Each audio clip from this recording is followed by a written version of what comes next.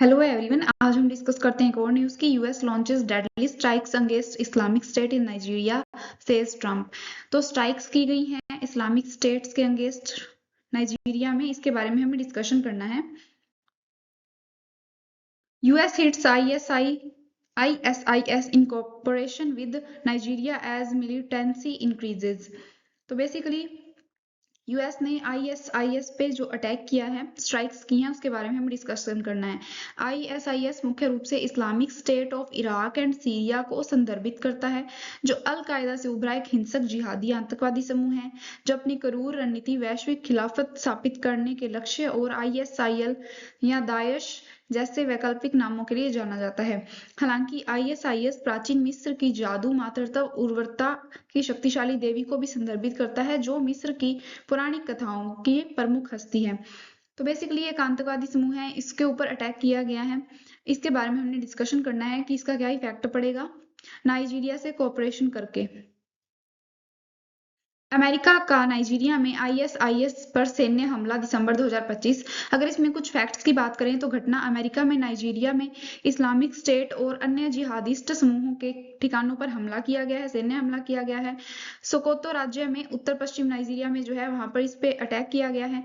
Christmas day पे 25 दिसंबर को attack किया गया है और हमला नाइजीरियाई सरकार के अनुरोध और सहयोग में किया गया है।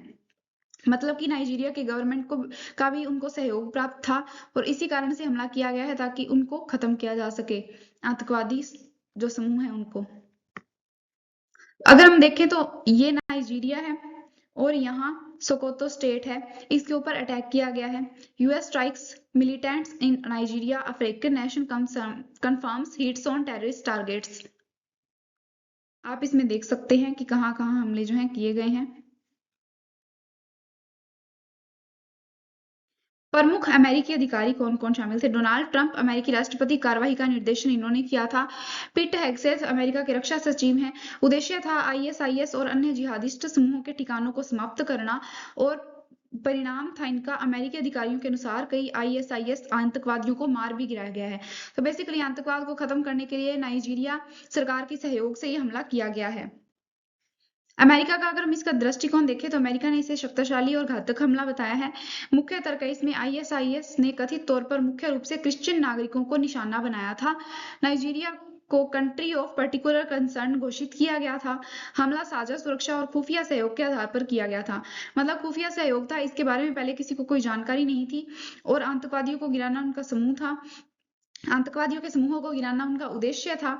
और इसके साथ ही जो है इसमें क्रिश्चियन नागरिकों को ISIS ने निशाना बनाया था और इसी को लेकर जो है ट्रंप ने अटैक किया है उनपे। तो ये रीजन थे इसके अटैक करने के, ये तथ्य थे, फैक्ट्स थे। अगर हम इसका वैश्विक संदेश देखें तो रेडिकल इस्लामिक टेररिज्म को बर्दाश्त नहीं किया जाएगा। तो बेसिकली जब भी टेररिज्म की बात आती है तो उसे इस्लाम से कनेक्ट कर दिया जाता है, लेकिन ये बिल्कुल भी सही नहीं है, क्योंकि कुछ लोगों की घटना की वजह से पूरे रिलीजन को दोष देना बिल्कुल सही नहीं होता है।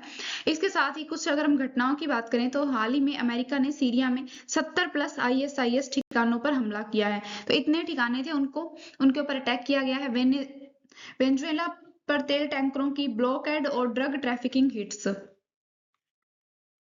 ये कुछ घटनाएं उनसे कनेक्टेड थी। नाइजीरिया का दृष्टिकोण अगर हम देखें तो नाइजीरिया ने इसे धर्म विशेष हमला नहीं कहा है। मतलब उनके अकॉर्डिंग ये कोई धर्म विशेष हमला नहीं है, बल्कि टेररिज्म को खत्म करने के लिए किया गया है। इसके साथ ही विदेश मंत्रालय के अनुसार आतंकवाद सभी समुदायों, मुस्लिम और क्रिश्चियन को प्रभावित करता है। तो आतंकवाद जो है किसी से संबंधित नहीं होता है। आतंकवाद का जो कोई रिलीजन नहीं होता, कोई धर्म नहीं होता, कोई समुदाय नहीं होता। लेकिन जहां तक उसके प्रभावों की बात आती है तो उससे हर समुदाय प्रभावित होता है, क्योंकि आतंकवाद जो है एक बहुत बड़ी परेशानी है, बहुत बड़ा चैलेंज भी है कुछ कंट्रीज के लिए आतंकवाद को फेस करना। तो इसलिए ऑलमोस्ट हर कंट्रीज जो है आतंकवाद को खत्म करना चाहती है। तो उनके विदेश मंत्रालय के अनुसार आतंकवाद जो है उससे मुस्लिम लोग भी परेशान हैं और क्रिश्चियंस भी परेशान हैं, तो इन्होंने सबको प्रभावित किया हुआ है। हमला जिहादिस्ट समूह के ठिकानों को निशाना बनाने के लिए किया गया है। तो हमला सिर्फ उन्हीं को निशाना बनाने के लिए किया गया है, ना कि इसका कोई उद्देश्य किसी धर्म विशेष को लेकर था। तो नाइजीरिया का अगर हम जियोग्राफिकल लोकेशन देखें तो आप देख सकते हैं कि ये अफ्रीका है, यहाँ नाइजीरिया स्थित है। ये इसको जूम करके इस तरीके से नाइजीरिया हमें जियोग्राफिकल लोकेशन देखने को मिल सकती है। इसके साथ ही जियोग्राफी के लिए ये क्वेश्चन भी बन सकता है, क्योंकि अभी ये न्यूज में आ चुका है कि टेररिज्म के खिलाफ जो है किस देश ने कदम उठाए हैं।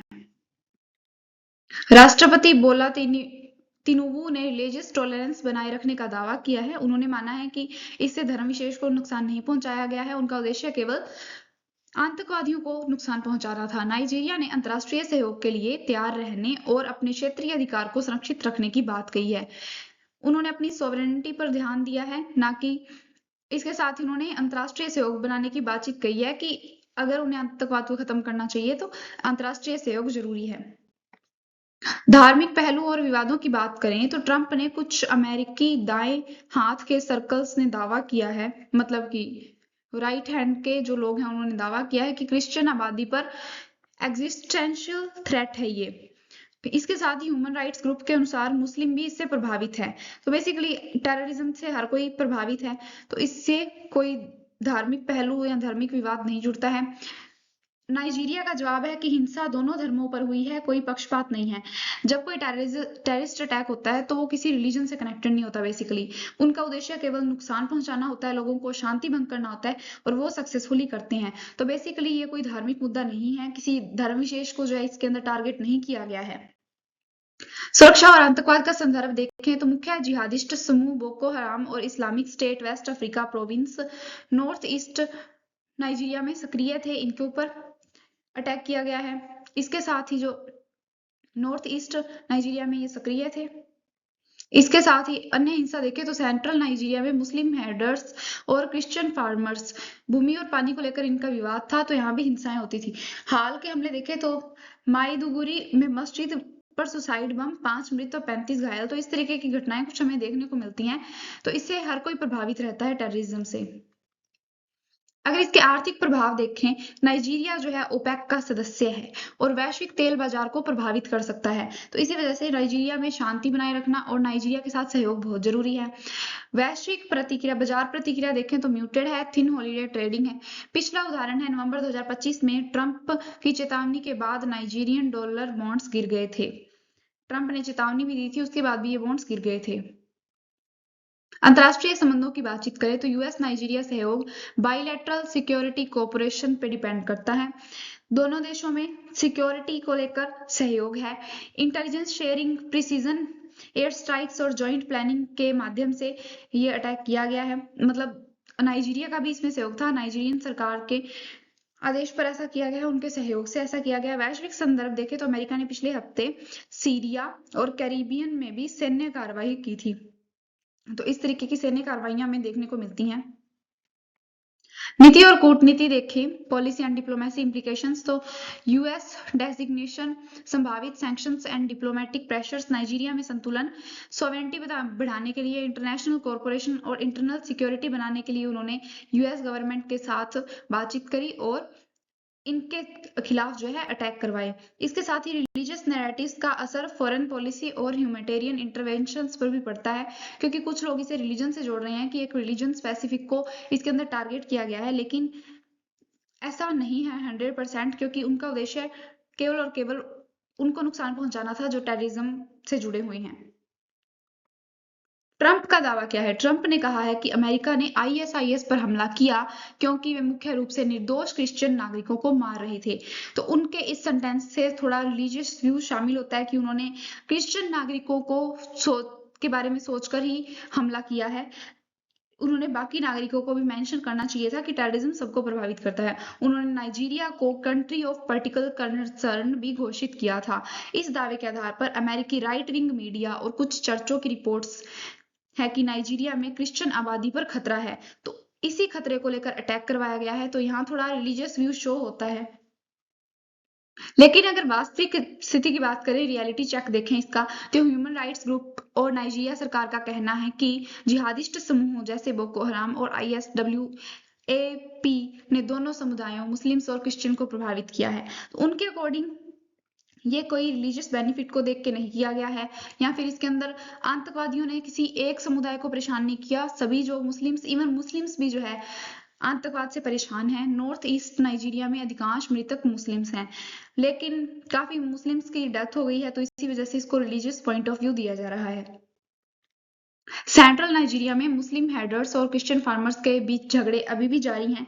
तो यहाँ रिलीजन को लेके अभी भी जो है झगड़े चलते रहते हैं। नाइजीरिया की सरकार ने साफ कहा है कि आतंकवाद धर्म विशेष पर आधारित नहीं है। तो नाइजीरिया की सरकार का ये कॉन्सेप्ट बिल्कुल ठीक है कि आतंकवाद जो है किसी रिलीजन को फॉलो नहीं करता, किसी धर्म को फॉलो नहीं करता, किसी समुदाय को फॉलो नहीं करता। आतंकवाद का उद्देश्य अशांति फैलाना और किसी को भी लोगों को नुकसान पहुंचाना रहता है। तो ये कोई धर्म विशेष से संबंधित नहीं है। ये एक शांति लाने के लिए किया गया उपाय है ताकि आतंकवाद को खत्म किया जा सके। क्यों ट्रंप ने क्रिश्चियन पर फोकस किया? अमेरिकी राजनीतिक और धार्मिक आधार है ये। ट्रंप के समर्थक और अमेरिकी राइट विंग क्रिश्चियन इवेंजिकल ग्रुप्स को दुनिया भर में क्रिश्चियन प्रिस्क्यूशन की चिंता है। नाइजीरिया को क्रिश्चियन परसिक्यूशन के दृष्टिकोण से पेश करने से उनकी राजनीतिक बेस को संदेश मिलता है। तो बेसिकली ट्रंप ने जो है अपने जो देश में राजनीतिक सहयोग प्राप्त करने के लिए ऐसा राजनीतिक बेस बनाया है रिलीजन को। तो बेसिकली जब कोई गवर्नमेंट को थोड़ा बहुत खतरा होता है तो वो रिलीजन को अपना जो है टारगेट बनाती है, रिलीजन को अपना आइडिया बनाती है और उसके बाद उससे लोगों की मानसिकता में बदलाव लाती है। तो ट्रंप ने भी अपने देश के क्रिश्चियंस को अपनी साइड करने के लिए थोड़ा इसका रिलीजन का यूज किया है कि बाकी देशों में अगर क्रिश्चियनिटी को कोई नुकसान होगा तो ट्रंप जो है एक्शन लेंगे। तो उन्होंने इसका हथियार के रूप में यूज किया है रिलीजन का। यूएस फॉरेन पॉलिसी और प्रचार रणनीति। ट्रंप ने इसे रिलीजियस फ्रीडम और ग्लोबल क्रिश्चियन प्रोटेक्शन के नाम से प्रस्तुत किया है। मतलब उनका कहना है कि रिलीजियस फ्रीडम है, उसके साथ ही ग्लोबल क्रिश्चियन प्रोटेक्शन है। इसके साथ ही ट्रंप ने ये माना है मतलब कि जहां भी क्रिश्चियनिटी को कोई नुकसान होगा तो वो एक्शन लेंगे। तो यहाँ उनका religious point of view show होता है राजनीति में अपना हिस्सा बनाने के लिए, राजनीति में अपना सहयोग बनाने के लिए। इससे अमेरिका की विदेश नीति में ह्यूमैनिटेरियन और मोरल जो जस्टिफिकेशन का आधार बनता है कि उन्होंने एक रिलीजन स्पेसिफिक पे फोकस किया। कूटनीतिक दबाव देखें तो नाइजीरिया पर दबाव बनाने के लिए धर्म आधारित नैरेटिव को बढ़ावा देना आसान होता है। यह कंट्री ऑफ पर्टिकुलर कंसर्न जैसे सैंक्शंस लगाने का रास्ता खोलता है। तो बेसिकली नाइजीरिया और अफ्रीकी देशों पर ऐसा दबाव बनाया जाता है या तो रिलीजन स्पेसिफिक का या फिर वो पुअर कंट्रीज हैं, इसी वजह से उनके ऊपर ऐसे दबाव बनाए जाते हैं और उनके ऊपर प्रतिबंध लगाए जाते हैं। तो ये थी हमारी आज की न्यूज। बेसिकली इसके अंदर इस एक्शन का कोई रिलीजन स्पेसिफिक कोई भी संबंध नहीं है और इसके साथ ही हमेशा जो है अफ्रीकन कंट्रीज जो हैं वो पुअर कंट्रीज हैं। तो बेसिकली उनका यूज जो है किया जाता है अपनी राजनीतिक सहयोग को बढ़ावा देने के लिए, अपनी राजनीतिक पैठ जमाने के लिए अफ्रीकन कंट्रीज का यूज किया जाता है क्योंकि वो बेसिकली पुअर कंट्रीज हैं या फिर कई बार उन्हें लोन दे दिया जाता है क्योंकि वो गरीब देश हैं और उनका यूज किया जाता है। तो बेसिकली ये थी हमारी आज की न्यूज। आई होप आपको समझ आई होगी। Thanks for watching.